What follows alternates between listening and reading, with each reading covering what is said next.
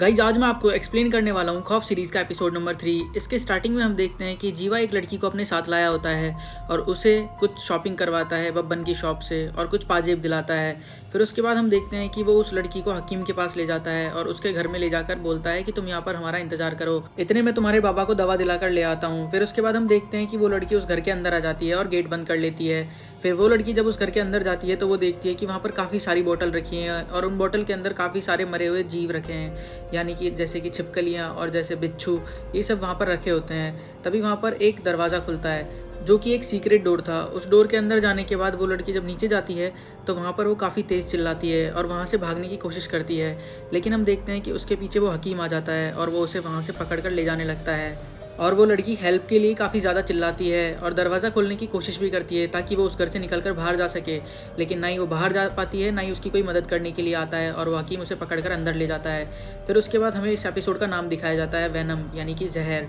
फिर उसके बाद हम देखते हैं कि मधु नकुल के घर पर बैठी हुई होती है और उससे पूछती है कि बेला दी कहाँ पर है। तो नकुल उसे कहता है कि बेला दी यहाँ पर नहीं है। तो फिर मधु उससे कहती है कि तुम वही लड़के हो जो मेरा स्कूल टाइम में पीछा करते थे और मेरे ट्यूशन में मेरे लिए चॉकलेट और फिर कुछ लेटर्स छोड़कर जाते थे, और जब मैंने तुम्हारे उन लेटर्स का रिप्लाई तुम्हें नहीं दिया तो तुम्हें गुस्सा आया और तुमने मुझे एक खून से लिखा हुआ लेटर दिया और तुमने उसमें लिखा भी था कि तुम मेरे से बदला लोगे, और तुमने बदला लेने के लिए मेरे बॉयफ्रेंड को मारकर अपने दोस्तों के साथ आकर मेरे साथ स्कूल फेस्ट में रेप भी किया। और मुझे पता है मैंने उस टाइम पर तुम्हारा नाम भी सुना था, कोई कह रहा था नकुल भैया उन 3 लड़कों में से ही, और मुझे पता है तुम वही हो। लेकिन यहाँ पर नकुल उसे मना कर देता है और उसे कहता है कि ना वो कभी ग्वालियर गया है ना ही वो उसे पहले से जानता है, वो उसे सिर्फ और सिर्फ बेला की वजह से जानता है और वो हमेशा से दिल्ली में ही रहा है। उसके बाद हम देखते हैं कि नकुल को उसके पिताजी आवाज़ देते हैं और नकुल जब वहाँ पर जाता है तो उसके पीछे मधु भी वहाँ पर चली जाती है और वो देखती है कि उसके पिता के पैर में फ्रैक्चर है और नकुल उसके पिता की काफ़ी अच्छे से सेवा भी कर रहा है। तो उसे ये देखकर ऐसा लगता है कि नकुल वो लड़का नहीं हो सकता है जिसने मेरे साथ रेप किया है। उसके बाद वो वहाँ से चली जाती है। फिर उसके बाद हम देखते हैं कि मधु अपने हॉस्टल में आ गई है और अपने नीचे वाली फ्लोर पर जाकर कुछ लड़कियों के साथ दोस्ती करने की कोशिश करती है। उन लड़कियों का नाम होता है एनी, सरला और पूर्ति। फिर हम देखते हैं कि मधु पूर्ति के साथ बैठकर खाना खा रही होती है और खाना खाते वक्त वो कुछ डिस्कस करते हैं। तो पूर्ति उसे बताती है कि पहले जो ऊपर वाले फ्लोर पर लड़कियां रहती हैं उनकी एक दोस्त थी अनु, जो कि तुम्हारे वाले रूम में ही रहती थी। उस लड़की की डेथ होने के बाद ये सारी लड़कियां पागलों की तरह बिहेव करने लगी हैं और ना ही हॉस्टल के बाहर जाती हैं ना ही किसी से मिलती जुलती हैं और हॉस्टल के अंदर ही रहती हैं। और उन लड़कियों का नाम है रीमा दीदी, कोमल, निक्की और श्वेतलाना। फिर उसके बाद हम देखते हैं कि जीवा की माँ उस हकीम के पास जाती है जीवा के बारे में पूछताछ करने के लिए, और वहाँ पर वो देखती है कि वो हकीम कुछ लोगों को दवाई दे रहा होता है। तो वहाँ पर इलू मिश्रा हकीम के पास जाकर उसे वो बिच्छू दिखाती है जो कि उसकी किचन के अंदर मिला था, और वो उसे कहती है कि मुझे पता है कि बिच्छू का तेल बहुत ज़्यादा महंगा बिकता है और मुझे लगता है कि तुम इसी चीज़ की तस्करी मेरे बेटे से करवाते थे। फिर उसके बाद हकीम उसे बताता है कि मैं ऐसी कोई तस्करी नहीं करता हूँ, मेरी दवाइयों के अंदर कुछ जड़ी बूटियों की ज़रूरत पड़ती है और कुछ जानवरों की भी ज़रूरत पड़ती है और वही तुम्हारा बेटा मुझे मुहैया करवाता था। फिर उसके बाद हम देखते हैं कि इलू मिश्रा जो कांस्टेबल है जीवा की माँ, वो वहाँ से चली जाती है और नीचे जाकर जब वो उस औरत को देखती है जिसका इलाज हकीम कर रहा था तो कांस्टेबल इलू मिश्रा देखती है कि उस औरत के हाथ में कुछ कट के निशान है, और वहाँ पर जब वो उससे पूछती है कि निशान किस चीज़ के हैं तो वो औरत इलू मिश्रा को बताती है कि हकीम मेरा इलाज करने के लिए ये कट लगाता है और यहाँ से खून भी निकालता है। उसके बाद इलू मिश्रा को कुछ याद आता है तो वो अपने ऑफिस चली जाती है सीधे पुलिस स्टेशन, और वहाँ पर जाकर अपने सीनियर इंस्पेक्टर को बताती है कि कुछ महीने पहले उन्हें जो डेड बॉडीज़ मिली थी जिनके हाथों पर कुछ कट के निशान थे वैसे ही आज उसने कुछ देखा है, और वो पूरी बात अपने सीनियर को बताती है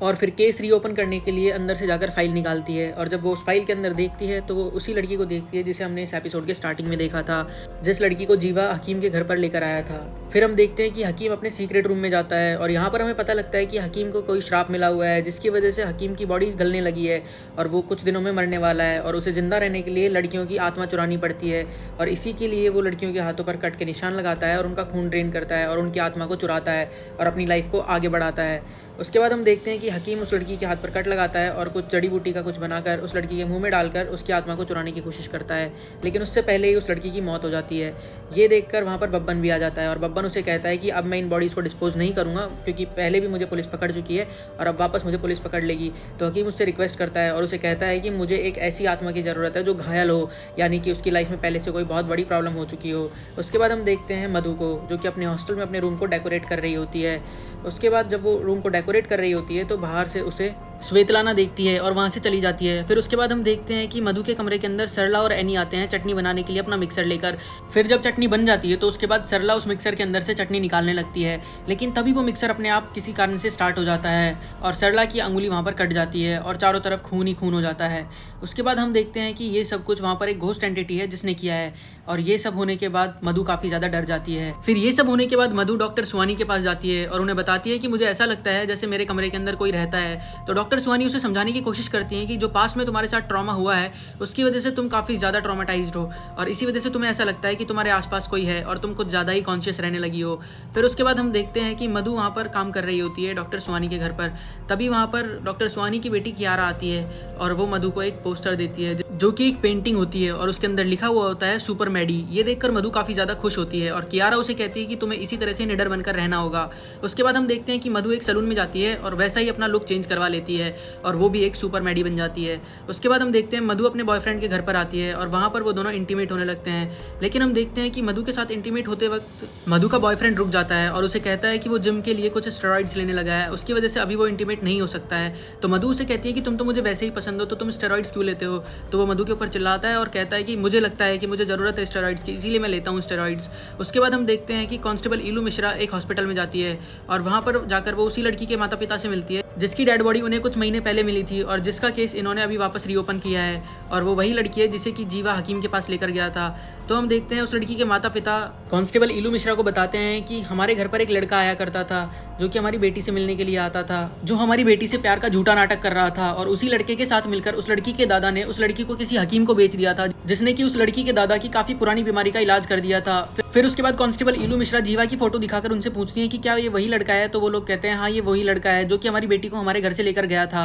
वहीं पर दूसरी तरफ हम देखते हैं कि श्वेतलाना ने उस हकीम को अपने हॉस्टल में वापस बुला लिया है और वो हकीम दोबारा से मधु के कमरे के अंदर आ जाता है और वो उनसे पूछता है कि मुझे बताओ यहाँ पर क्या हुआ था। तो रीमा दीदी उससे कहते हैं कि तुम ये सब जानने के पीछे मत पड़ो कि यहाँ पर क्या हुआ था, तुम बस हमें इस हॉस्टल से बाहर निकालो। तभी हम देखते हैं कि वो पंखा ऊपर की तरफ जाने लगता है अपने आप, और हकीम जब उस कबर्ड की तरफ देखता है तो वो कबर्ड काफ़ी तेज़ हिलने लगता है और वो लड़कियों को बाहर निकाल देता है। फिर हम देखते हैं उस कमरे का गेट अपने आप बंद हो जाता है और शीशा भी अपने आप टूट जाता है। फिर बाहर से श्वेतलाना दरवाजे को खटखटाती है और पूछती है कि हकीम अंदर ठीक है या नहीं है। फिर हम तभी देखते हैं कि हकीम उस टूटे हुए शीशे की तरफ देखता है। तभी उस हकीम के पीछे एक आत्मा आती है और हकीम का गला पकड़कर हकीम को आसमान में उठा देती है और हकीम उससे बचने की कोशिश करता है लेकिन बच नहीं पाता। तभी उस हॉस्टल की वार्डन ग्रेसी उस दरवाजे को खोलती है और अंदर आ जाती है, तो वो आत्मा तुरंत गायब हो जाती है। फिर उसके बाद हम देखते हैं हकीम वहाँ से जाने लगता है। तभी उसके पीछे से श्वेतलाना आती है और उसे कहती है कि प्लीज़ आप हमारी कोई मदद करिए। तो हकीम उससे कहता है कि तुम्हें इस कमरे में रहने वाली लड़की को चारा बनाना होगा, तभी मैं तुम्हारी कुछ मदद कर सकता हूँ। और हकीम अपने घर की तरफ चला जाता है। फिर उसके बाद कांस्टेबल इलू मिश्रा के घर का सीन दिखाया जाता है जहाँ पर कांस्टेबल इलू मिश्रा उस बॉक्स को निकालती हैं जो कि उनके किचन में टाइल के पीछे से निकला था,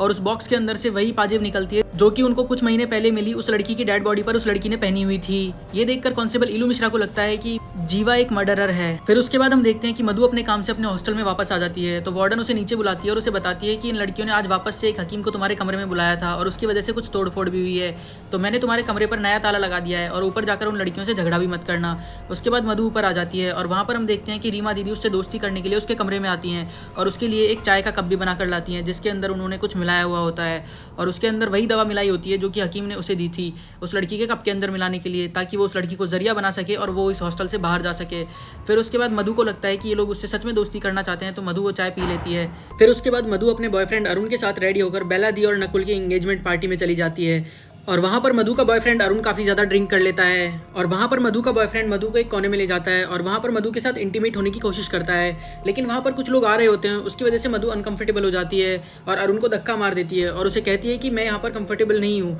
फिर उसके बाद हम देखते हैं कि अरुण काफ़ी ज़्यादा उदास हो जाता है और एक जगह पर आकर बैठ जाता है और मधु को बताता है कि जो फोटो और लोकेशन तुमने स्कूल फेस्ट में मुझे भेजी थी वो मैंने मेरे एक दोस्त को फॉरवर्ड कर दी थी और उसने उन सभी चीज़ों को स्कूल के सारे ग्रुप्स में फॉरवर्ड कर दी थी, इसीलिए उन लोगों को पता था कि कहाँ पर आना है जिन्होंने तुम्हारे साथ रेप किया है। इसके लिए मैं तुमसे सॉरी बोलता हूँ और मैं काफ़ी ज़्यादा गिल्ट में भी हूँ। उसके बाद हम देखते हैं मधु काफ़ी ज़्यादा गुस्सा हो जाती है और वहाँ से चली जाती है क्योंकि मधु को इन सब चीज़ों के बारे में बिल्कुल भी नहीं पता था और वो अरुण को काफ़ी ज़्यादा ट्रस्ट करती थी। फिर हम देखते हैं कि मधु अपने हॉस्टल में आ जाती है और वहाँ पर आकर काफ़ी ज़्यादा रोने लगती है और रोते वक्त वो वहीं पर सो जाती है, लेकिन जब वो रात में सो रही होती है तो उसकी आंखें खुलती हैं और वो देखती है कि उसके सामने जो कबर्ड रखी हुई है, जो एक बॉक्स रखा हुआ है काफ़ी ज़्यादा पुराना, जो कि अनु का बॉक्स है, उसके अंदर से एक स्कॉर्पियन यानी कि बिच्छू बाहर आता है और वो उसे काट लेता है। और तभी वो जब घूमकर देखती है तो उसके ऊपर एक आत्मा होती है, जिसे देखकर वो काफ़ी ज़्यादा डर जाती है। और जब वो सुबह उठकर देखती है तो उसके पैर में सच में बिच्छू ने उसे काटा हुआ था, यानी कि जो सब कुछ रात में हुआ है वो सब सच था। और इसके बाद ये एपिसोड यहीं पर खत्म होता है। अगर आपको इस एपिसोड की एक्सप्लेनेशन थोड़ी भी पसंद आई है तो प्लीज़ यार हमारे चैनल को सब्सक्राइब कर लीजिए। धन्यवाद।